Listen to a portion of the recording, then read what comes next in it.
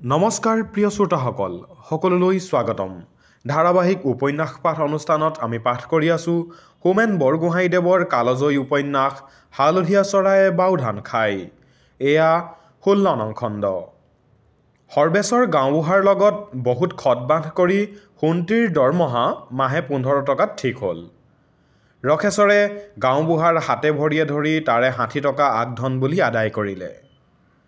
টকাকেইটা হাতত পৰাৰ পিছতেই ৰখেশ্বৰৰ প্ৰথম চিন্তা হ'ল কেৰাণী বাবুক কেনেকৈ তুষ্ট কৰা যায়। তাৰ মনত দৃঢ় ধাৰণা যে কেৰাণী বাবুৱে তাৰ ওপৰত খং কৰি থাকিলে তাৰ মোকৰ্দমাৰ ফল ভাল হোৱাৰ কোনো আশা নাই। দুদিনমান কেৱল সেই কথাকে চিন্তা কৰি সি অৱশেষত এটা সিদ্ধান্তত উপনীত হ'ল। টকা কুৰিটা খৰচ কৰি সি জহা চাউল কেইহেৰমান, মতা হাঁহ এটা আৰু গাখীৰ এটেকেলি যোগাৰ কৰিলে।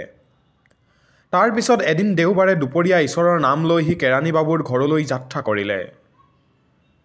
দেওবাৰৰ দিন বুলি কেৰাণী বাবুৱে দুপৰীয়া ভাত খাই উঠি গাত ৰ'দ লৈ বহি আছিল।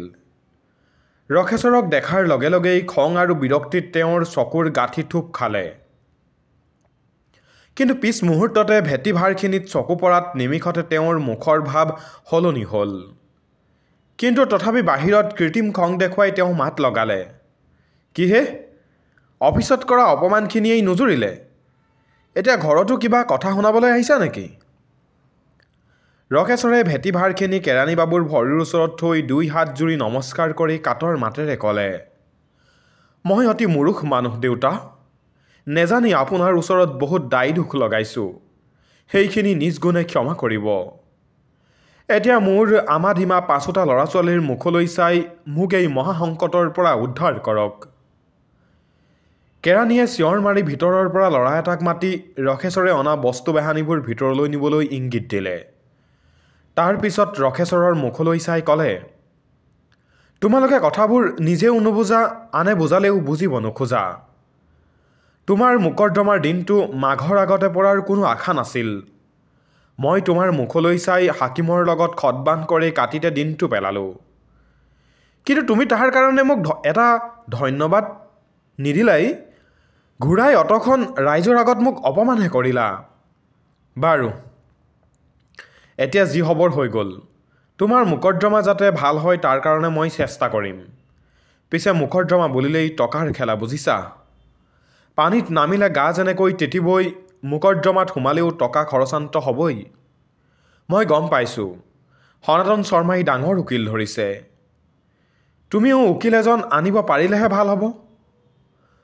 অহা যোৱাৰ খৰচকে ধৰি উকিলৰ কাৰণে কমেও 2.5 কোটি হিচাপত ধৰি থবা। বেছি ডাঙৰ উকিললৈ হাত নেমেলিবা। এনেবোৰ খুচুৰীয়া মোকৰ্দমাৰ কাৰণে ভোলা শৰ্মা উকিলেই যথেষ্ট হ'ব। আৰু ভাল চাই সাক্ষী 3জনমান ঠিক কৰিবা। সেই মাটিত যে তুমি বোপা ককাৰ দিনৰ পৰাই খেতি কৰি আহিছা আৰু কেতিয়াও কাকো আধিৰ ভাগ দিব লগা হোৱা নাই, সেই কথা গাঁৱৰ 3জনমান মানুহে বৰ্ডৰ আগত ক'বহি লাগিব। তুমি আগতে মেল মোকৰ্দমা কৰি নোপোৱা মানুহ, গতিকে নাজানিবও পাৰা। সেইকাৰণে এতিয়াই কৈ থওঁ। সাক্ষীয়েও বোধ হয় অহা যোৱাৰ খৰচ হিচাপে তোমাৰ পৰা কেইটামান টকা দাবী কৰিব। সেই গোটেইবোৰ খৰচৰ কাৰণে আগৰে পৰাই প্ৰস্তুত হৈ থাকিবা। তুমি এতিয়া যোৱা। কোনোবা মানুহ আহি তোমাক মোৰ ঘৰত দেখিলে নানা বেয়া কথা উলিয়াব। মোকৰ্দমাৰ দিনাখন মই তোমাৰ মোকৰ্দমাটোকে আটাইতকৈ আগতে উলিয়াই দিম। তুমি চিন্তা নকৰিবা। কেৰাণী বাবুৰ ঘৰৰ পৰা ঘূৰিবৰ সময়ত ৰখেশ্বৰৰ মনটো পাতল লাগিবৰ চাৰি আগতকৈ বেছি গধুৰহে হৈ পৰিল। প্ৰত্যেকবাৰেই সি ভাবে যে এইবাৰেই বোধ হয় তাৰ সমস্যাটোৰ কিবা এটা সমাধান হ'ল। কলিকালৰ দেৱতাস্বৰূপ হাকিম মণ্ডল কেৰাণীলৈ বুলি ইমানবোৰ পূজা পাতল আগবঢ়াইছে যেতিয়া মনে বিচৰা ফল নিশ্চয় লাভ হ'বই হ'ব। কিন্তু প্ৰত্যেকবাৰেই সি দেখে যে পূজা পাতলৰ ভাগ বিচৰা দেৱতা নতুনকৈ ওলাইহে গৈছে। মনে মনে সি এটা হিচাপ কৰিবলৈ ধৰিলে। উকিলক দিব লাগিব 50 টকা। উকিল বিচাৰি সি চহৰলৈ অহা যোৱা কৰিবলৈ কমপক্ষেও লাগিব 10 টকা। 3জন সাক্ষী কৌজনে প্ৰতি 5 টকাকৈ হ'লেও লাগিব 15 টকা। অৰ্থাৎ নাই বুলি আৰু 75 টকাৰ কাৰবাৰ। সৰ্বেশ্বৰ গাঁওবুঢ়াৰ ওচৰত সোণটিক বিক্ৰী কৰি পোৱা 60 টকাৰ 20 টকা ইতিমধ্যেই খৰচ হ'ল। বাকী থাকিল 40 টকা। মোকৰ্দমাৰ দিন পৰে মানে ঘৰৰ ইটো সিটো খৰচত তাৰে আৰু কেইটকা ওলাই যায় তাৰ একো ঠিক নাই। তাৰ মানে আৰু এসপ্তাহ 10 দিনৰ ভিতৰতে সি কমপক্ষেও আৰু 2.5 কোটি টকা যোগাৰ কৰিবই লাগিব। ৰখেশ্বৰে অনুভৱ কৰিলে যে এই কথাটোকে যদি সি আৰু কিছু সময় চিন্তা কৰি থাকে তেন্তে হয় সি পাগল হৈ যাব, নহ'লে মুচকচ গৈ ৰাস্তাতে লুটি খাই পৰিব। কিছু সময় সি টকাৰ কথা চিন্তা নকৰি আন কিবা কিবি চিন্তাত নিজৰ মনটো ব্যস্ত ৰাখিবলৈ চেষ্টা কৰিলে। সি অতীতৰ কথা, তাৰ ল'ৰালিকালৰ কথা, মাক বাপেকৰ কথা মনত পেলাবলৈ চেষ্টা কৰিলে। হঠাৎ বাপেকৰ মুখখন তাৰ চকুৰ আগত ভাহি উঠিল আৰু সৰুতে সি কেনেকৈ লগৰীয়াৰ লগত কাজিয়া কৰি কান্দি কান্দি ঘৰলৈ আহি বাপেকক সাৱটি ধৰিছিল, তেনেকৈ ঠিক সেই মুহূৰ্ততে তাৰ বাপেকক সাৱটি ধৰিবৰ মন গ'ল। কিন্তু পিছ মুহূৰ্ততে সি স্মৃতি আৰু কল্পনাৰ জগতৰ পৰা কঠিন বাস্তৱৰ বুকুলৈ ঘূৰি আহিল আৰু নিজৰ ভীষণ নিসংগতাৰ অসহায়তাৰ কথা মনত পৰি চিঞৰি চিঞৰি কান্দি উঠিবলৈ তাৰ মন গ'ল। ডিঙিলৈকে উঠি অহা কান্দোনটো জোৰেৰে দমন কৰি সি মনটো আৰু অন্য কিবালৈ ঢাল খুৱাবলৈ চেষ্টা কৰিলে। আজি তাৰ জীৱনত চাৰিওফালে কেৱল দুখেই দুখ, কিন্তু জীৱনত সুখৰ মুখ সি কেতিয়াও দেখা নাছিলনে? এধানমান মধুৰ স্মৃতিৰ সন্ধানত তাৰ মনটোৱে সমস্ত অতীত জীৱন চলাথ কৰিবলৈ ধৰিলে। সি যে জীৱনত কেতিয়াও সুখ পোৱা নাছিল সেই কথা নিশ্চয় সঁচা নহয়। ডাৱৰৰ বুকু ফালি মাজে মাজে বেলিয়ে মুখ উলিওৱাৰ দৰে সুখ আৰু আনন্দৰ একো চেৰেঙা পোহৰে মাজে মাজে তাৰ জীৱনটো খন্তেকৰ কাৰণে হ'লেও পোহৰাই তুলিছিল। তাৰ মনত পৰিল বিয়াৰ প্ৰথম কেইটামান বছৰৰ কথা। সেই সময়ত তাৰ সংসাৰখন নিচেই সৰু আছিল। বছৰ জোৰাই খাব পৰাকৈ খেতি খোলাও ভালেই চলিছিল। তাৰ গাভৰু ঘৈণীয়েকেও যৌৱনৰ উদ্দামতা আৰু প্ৰাণ প্ৰাচুৰ্যৰে তাৰ জীৱনত আনন্দৰ খলকনি তুলি দিছিল। সেই সময়ৰ প্ৰতিটো স্মৃতিয়েই তাৰ মনত অতি মধুৰ যেন অনুভৱ হ'ল। কিন্তু তাৰ ভিতৰতো আটাইতকৈ বেছি মধুৰ স্মৃতি হ'ল ধান দোৱাৰ বতৰত সি আৰু ঘৈণীয়েকে পথাৰত একেলগে কটোৱা সময়খিনি। নতুনকৈ বিয়া কৰাই অনা ঘৈণীয়েকজনীক সকলো সময়তে অতি ঘনিষ্ঠভাৱে পাবলৈ গিৰিয়েকৰ নিশ্চয় মন যায়। কিন্তু সেই সময়ত ৰখেশ্বৰৰ মাক জীয়াই আছিল আৰু শাহুৱেকৰ উপস্থিতিত গিৰিয়েক ঘৈণীয়েকে দিনৰ বেলাত ঘনিষ্ঠ হোৱা বা প্ৰেমালাপ কৰাৰ দূৰৰ কথা, চকুৱে চকুৱে চোৱাটোও আছিল এটা অপৰাধ।